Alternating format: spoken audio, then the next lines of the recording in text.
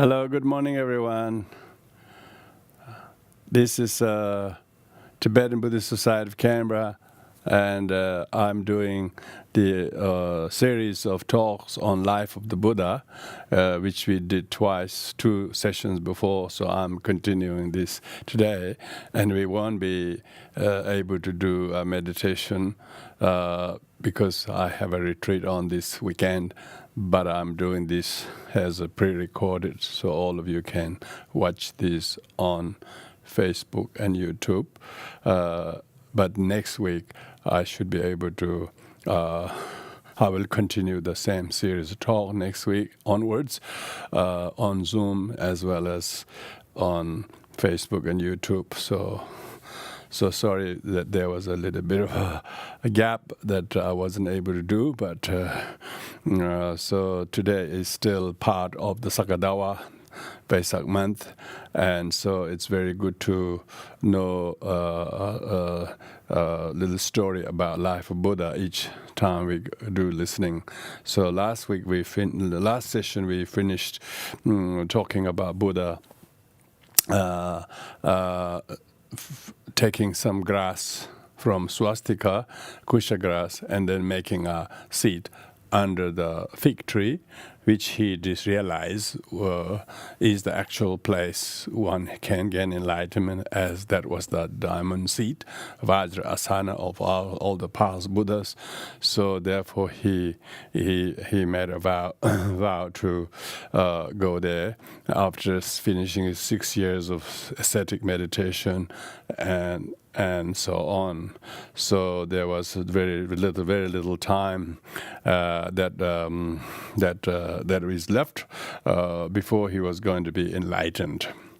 While this was all happening, the Maras, the evil Maras, who were jealous, who didn't want the Buddha to become enlightened, and they came to interfere and his meditation by telling him that why you are looking so weak and impoverished like this when your hometown has been, your cousin Devadatta has usurped the Kapilavastu kingdom, and he has seized the palace, and he has crushed all his families, beaten them, and why you stay here? And also the Mara caused many apparition of how Buddha's wife Yashodhara and other members of the family were all escaping because of the fear of the invasion by basically Devadatta. Of course, these were all lies. This wasn't happening. But whatever the Mara did to shaken the Buddha in meditation, Buddha's meditation was progressing very much. And when the Mara used all the various agitating or disturbing, he also used violence to attack the Buddha by hurling stones and rocks and and shooting many flaming, spears and arrows. All the weapons that was hurled towards the Buddha turned into holy flowers and very beautiful blossoms, and Mara couldn't do anything. Mara, having reasoned this, he said it's impossible for him to do anything to this. Maybe he said there is another way that he can distract the meditation of Siddhartha. And then he called his 3 daughters, his 3 beautiful daughters, Arati, Rati, and Trishna. These are the 3 daughters, all named after allurements, and captivating Buddha from his meditation as if they were going to be successful. Oh, by the way, they were very beautiful, three sisters, and they all danced and came to try to seduce, to distract the Buddha from his meditation. But the Buddha, through his power of meditation, his radiance of kindness, actually turned all those beautiful young girls into old hags with gray hairs and wrinkled and so on. So all the evil designs of the Mara was unsuccessful to distract or affect the meditation of the Bodhisattva. And so this is rather regarded as what we call conquest of the Maras. Conquest of the Maras means the Buddha, just prior to his attaining enlightenment, the night before he attained enlightenment, he conquered the Mara in this way. As a result of this spectacle, all the gods from the pure abodes, showered of many holy flowers, and the songs of victory was hummed and resonated in this space. While this was happening, of course, the Bodhisattva was in deep meditation, being able to witness the 12 links of interdependent origination, and so he was able to reach a very high level of realization. When all the wisdom start bursting into him, the Mara and his bow and arrow, that whatever he tried to do, instead of causing any damage, even his weapons augmented the beauty of the whole holy flowers and so on. While this was happening, rumor has spread in Kapilavastu saying Buddha was, because this is also the Mara telling the people in Kapilavastu, saying the prince is now died. He died of starvation and weakness, and he didn't succeed to gain enlightenment, and so that our whole family become plunged into already very depressed and despair because of this news. And Yashodhara and other family members all really fainted by hearing such a disturbing news, and so they were all depressed. And then but then they also heard very soon, no, all this news is wrong, it's false. It's exactly opposite. The Prince Siddhartha has actually attained enlightenment. And that very night, Yashodhara gave birth to her son, Rahula. Because that night was a lunar eclipse as well, lunar eclipse. And according to Indian mythology or religious belief, that eclipse is caused by a planetary god called Rahul.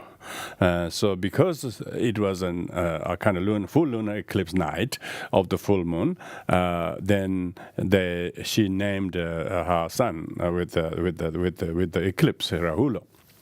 On the same night, Buddha's uncle, Amirtodana's wife has given birth to, and so of course they were very sad for one moment, but then they were very happy that they gave birth to a son. So they gave him the name Ananda, meaning all joyful. So while this was happening, birth of Rahula and birth of Ananda, as well as enlightenment of Buddha, all happened same time. But on the one hand, King Shuddhodana, Buddha's father, was suspicious of his daughter-in-law. How come, she claims that the child that she's given birth to, she thinks still is my grandchild, when her husband left 6 years ago. This can't be right. So that caused much distress to young Yashodhara. Yashodhara had already enough suffering and pain, and mother's distress was so bad, and she just felt that she got to do something. So she invited everybody in together, and she sweared, and she took the child, Rahula, and she put the child threw the child in a pond. and by swearing that if the child be the son of the Prince Siddhartha, the Bodhisattva, may it and the child, may the child, float back and come back to my lap.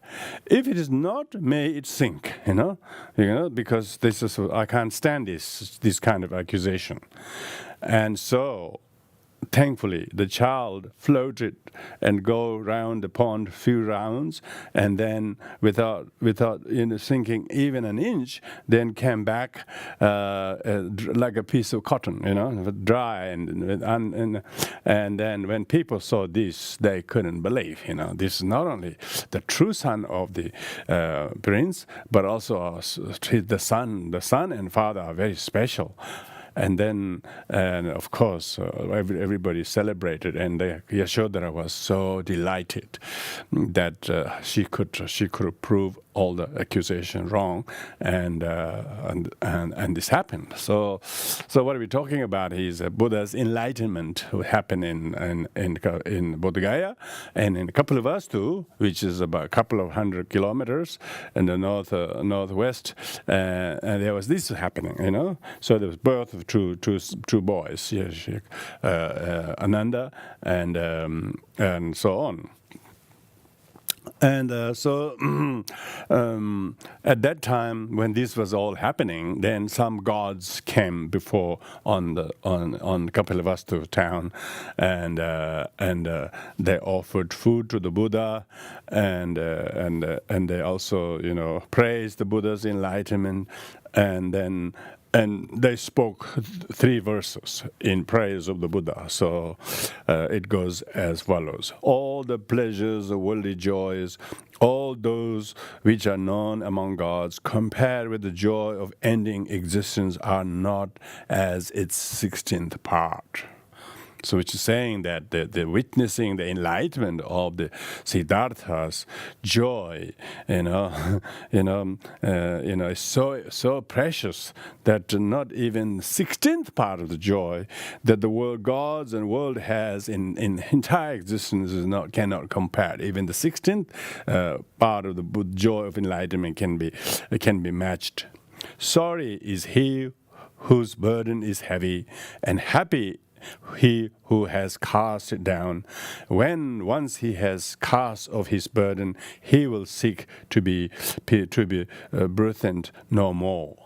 So the gods are actually acknowledging the great burden of samsara. Those who are not able to cast off the burden, of course, is very sad, and they will still be lost. They will still be downtrodden in the samsara. But those who have cast off this burden, like the Shakyamuni Buddha, now the Prince Siddhartha has done, he will never be subject to birth anymore. When all existence are put away, when all notions are put an end, when all things are perfectly known, then no more will craving come back. So they're talking about the ending of the craving of one who has reached such state of enlightenment. So great was the joy that is pronounced by the gods when everybody heard that everybody discovered some kind of a sigh of relief and freedom. And so Buddha, having heard the gods proclaim this, and his own realization of increasement of wisdom was going in amazing fashion. He was just like going in a huge speed, high speed, and that he has so many realizations that came rushing into his mind. So in this way, Buddha spent 7 weeks. Each week there were many, many amazing encounters or realizations. And so, for instance, the first 7 days passed, there came along while he was enlightened. He wasn't going to teach or anything like that. But there 2 merchants came to him, named Trapusha and Balika. These 2, with 500 wagons of pulled by ox, carrying a lot of merchant, following the advice of Deva, they heard the pronouncement. So they came to the Buddha and offered him food and sweetened with honey and many other sweets, because Buddha hasn't eaten all these days. Each of the 4 kings of the 4 guardians, of the cardinal points, also brought him a bowl in which to take the food, and not wishing to offend any of them, he took the 4 bowls and transformed them into one. Very nice. So he straight away showed miracle.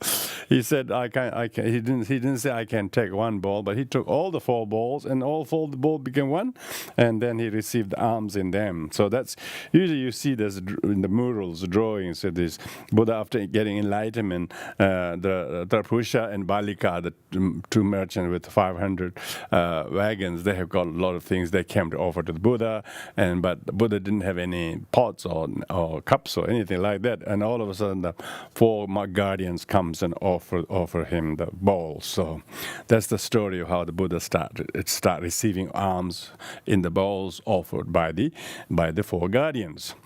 And then Buddha Buddha gave refuge to the merchants, to Trapusha and Balika.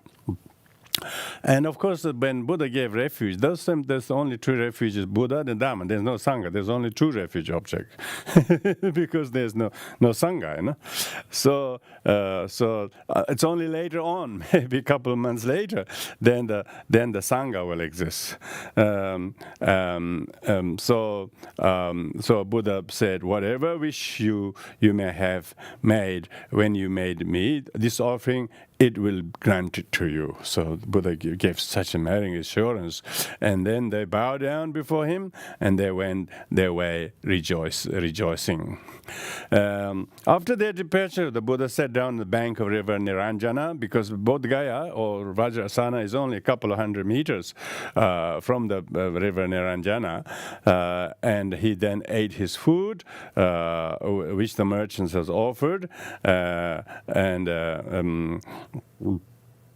but it is said the honey they gave him some little bit colic. Then the evil one, seeing the pain Buddha was showing, came to him said that it is time for you to die.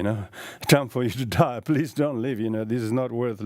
And then the Buddha answered him, Mara, as long as my disciples have not become wise and quick understanding, as long as bhikshus and bhikshuni and lay disciples of either gender are not able to refute their adversaries according to Dhamma, as long as my moral teaching has not been spread far and wide among gods and men, so long will I not pass away, and I will remain. So he rejected the request for him to die. Can you imagine requesting someone to die? The Maras was just so bad.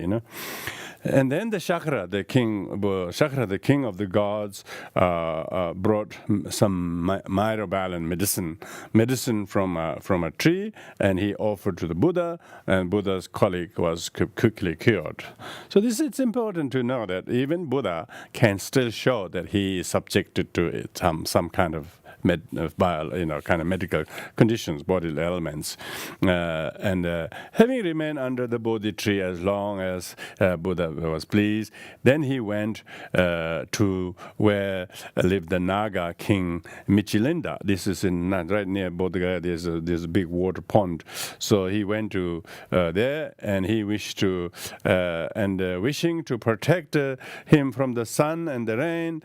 And the Naga wrapped his body 7 times around and blessed one, and spread his hood on top of the Buddha's head to protect him from the sun and rain and so on for 7 days. Buddha just sat there hooded, seven hooded snakes over his head and protected him from sun, as the Buddha was going to be very, very cold.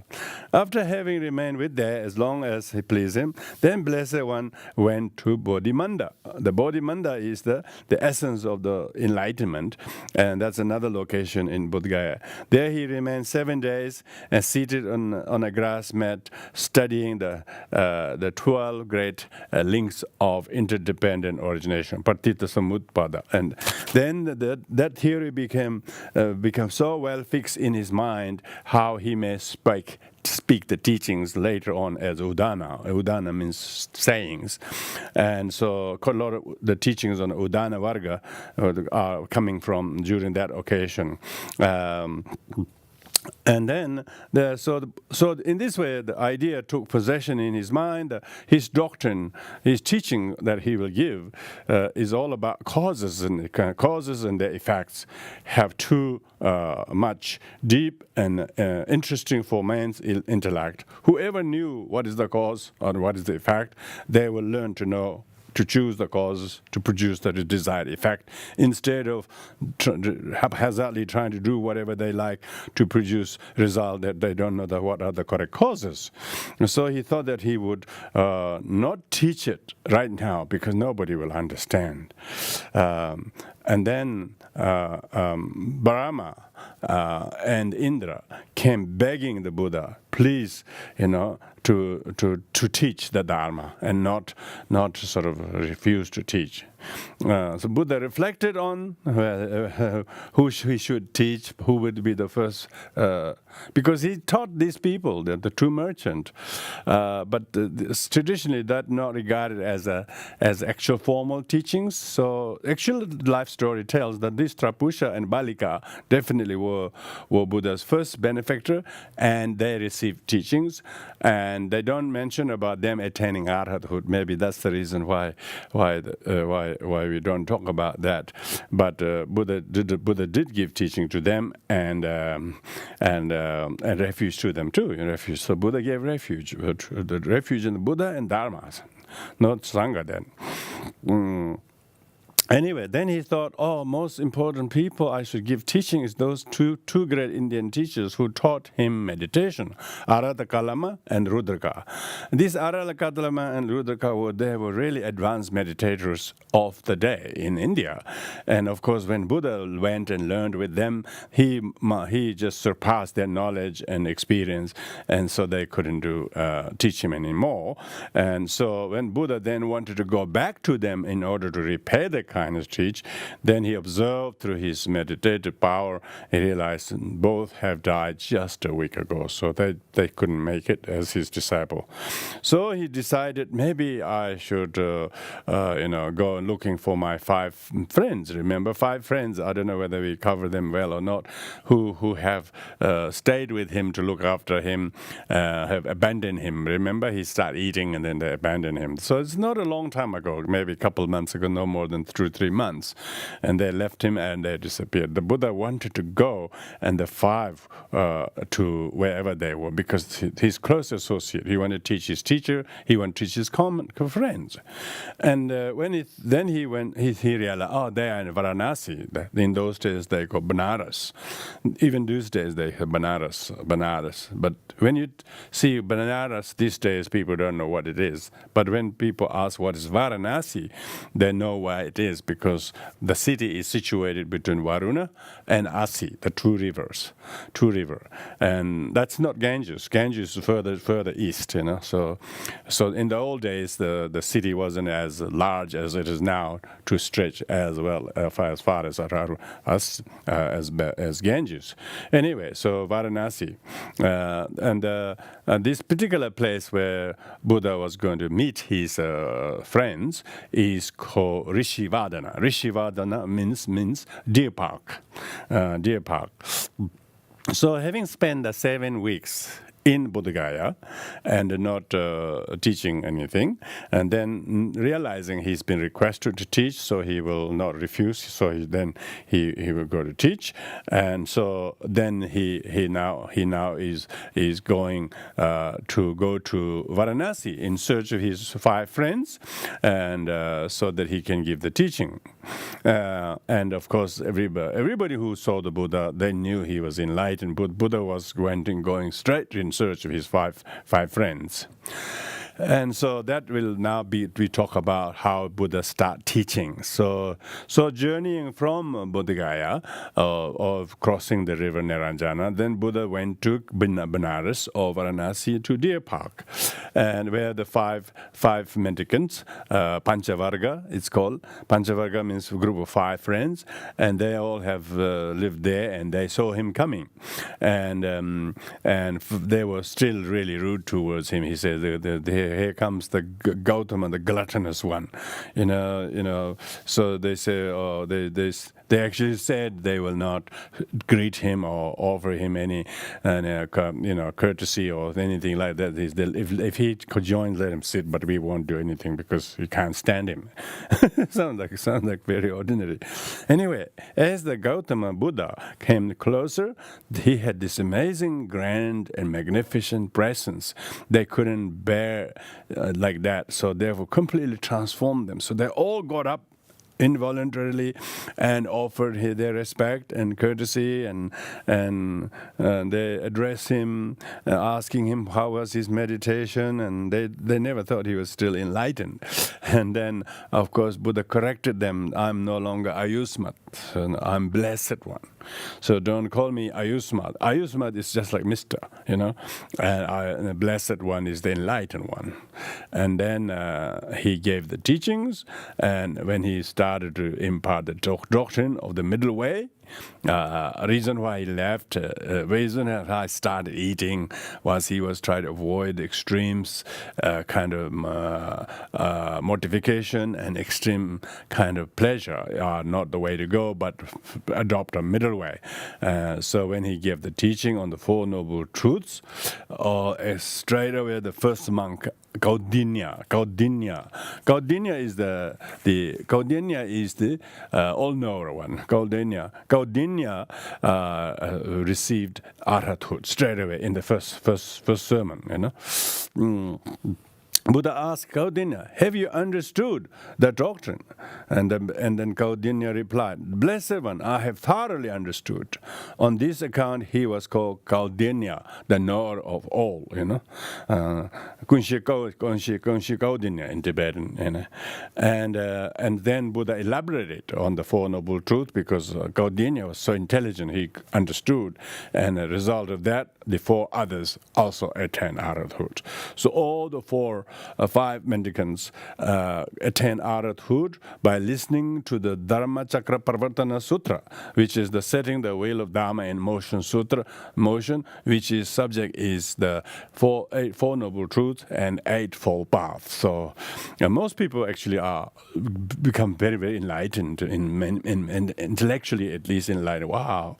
And that time when people hear Buddha, not only the 5 got all completely converted, but they all became arhat. And so this meant that now the enlightenment, enlightening teaching of the Buddha was now, affecting so many people.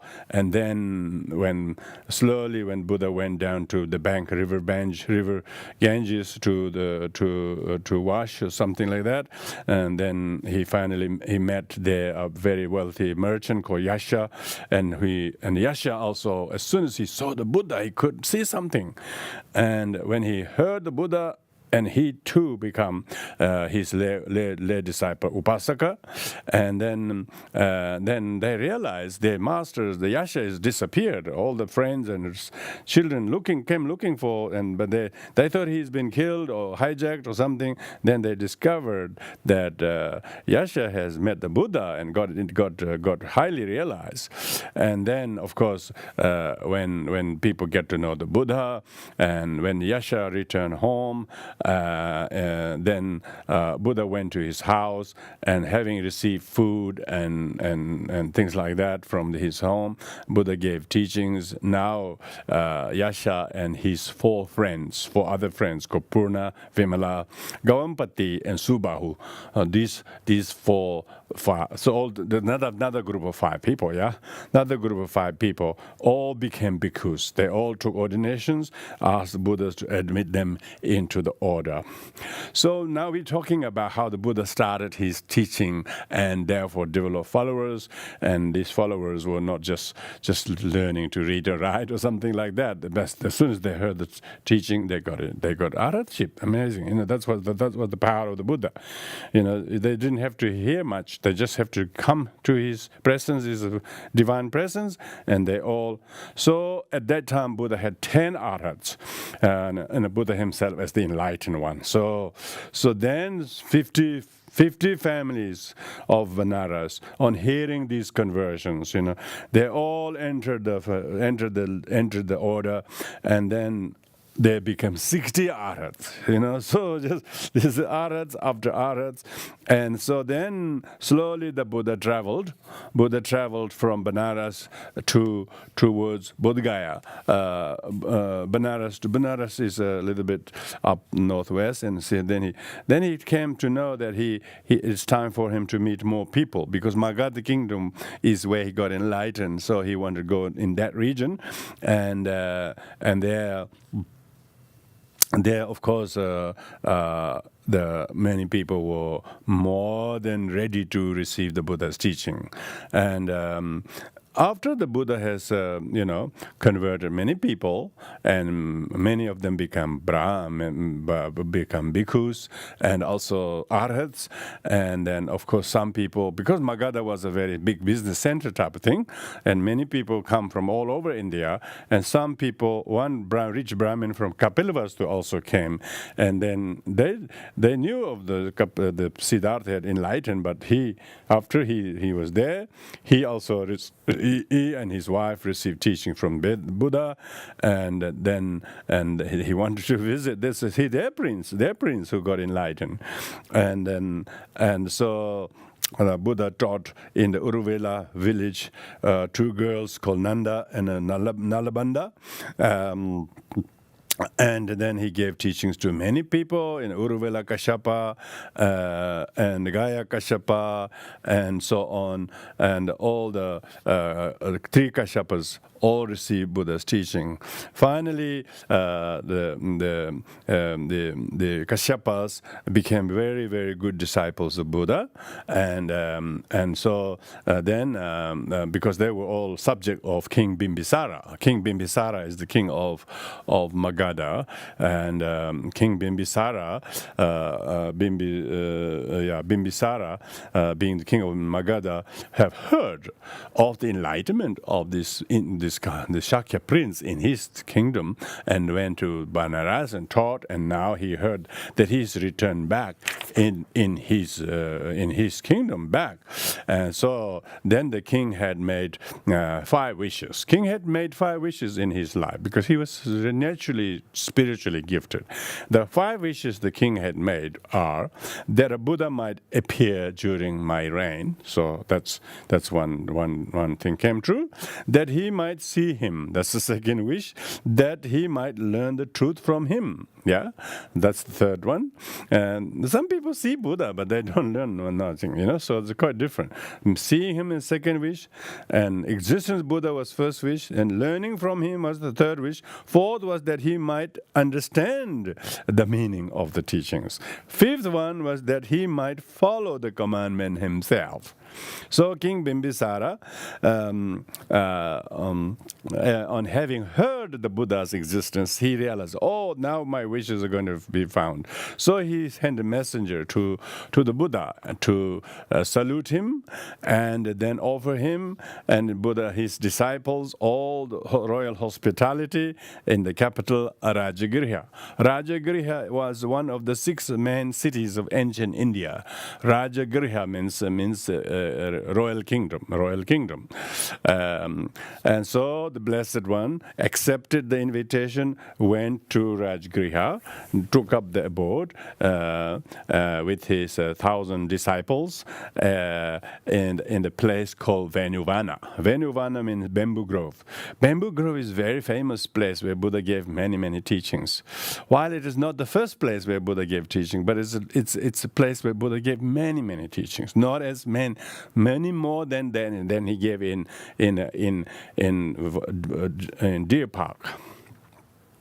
There, the great Kashyapa, the Kashyapa, who would become Buddha's main successor, he also met the Buddha then.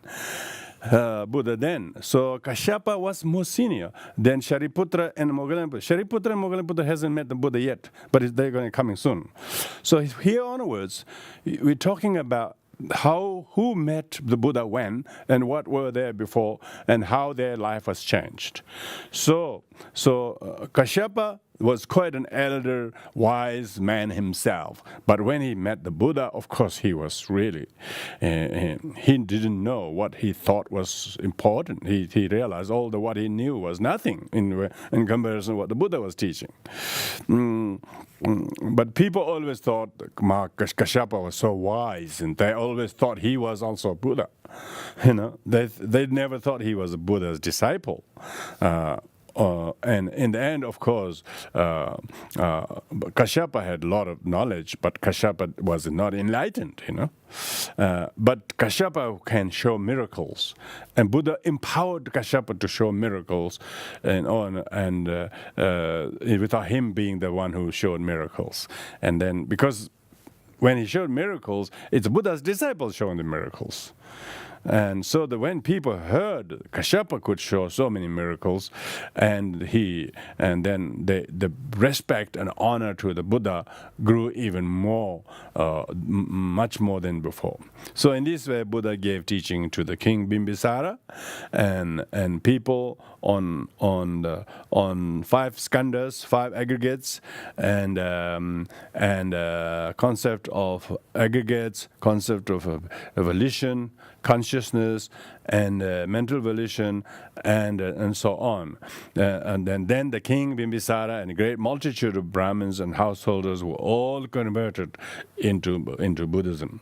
Then king invited the Buddha again into the city, and when he came there, he and his disciples stopped in Yashitvana. Yashitvana is a small village, and king came to see him there. After having heard the Buddha preach, he invited him to feast tomorrow. When the feast was over, king poured water over the Blessed One's hands, said, I give, Kalanta Vinasha bamboo grove to the Blessed One. So he offered the bamboo grove to the Buddha. You have such a big follower, your teachings are magnificent, so I came to offer you, because Buddha wouldn't live in houses on the palace, so always live under trees, and so he deliberately offered his Venuvana. Venuvana means bamboo grove to the Buddha.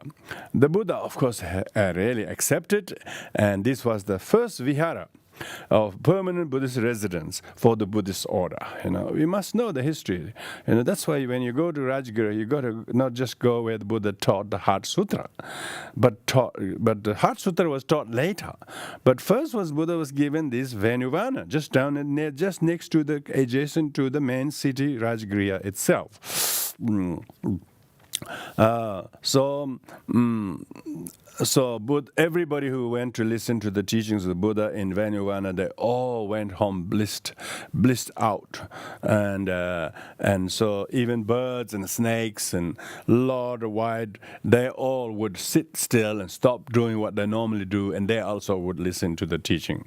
And so when this kind of transformation took place, king, to show his gratitude, the bamboo grove became not only a abode for the Buddha and his disciples, but all the birds and wildlife also deliberately came to there. Now it is not far from there is Nalanda. So it is Nalanda is the birthplace of Shariputra, and so Shariputra and his friend Moggallana Putra were very sons of very wealthy family. They were both very learned in various Indian religious thoughts and ideas and metaphysics. And finally, they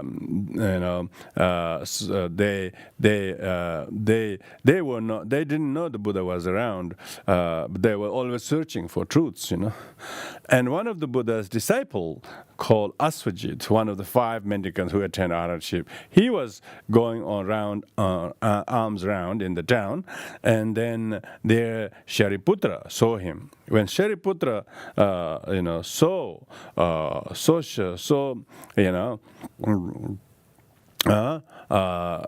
Aswajit, he thought that was the Buddha. So peaceful, so magnificent, so amazing holy presence. And then he asked him what's his name, what he knew, what is the religion, what is spiritual belief, and so on and so forth. And then it is that time, and then what we call Aswajit, Aswajit was begging food and struck by his appearance. Then Shariputra asked him concerning himself, what is your way, what do you know, who you are? And then Aswajit replied that he was a neophyte.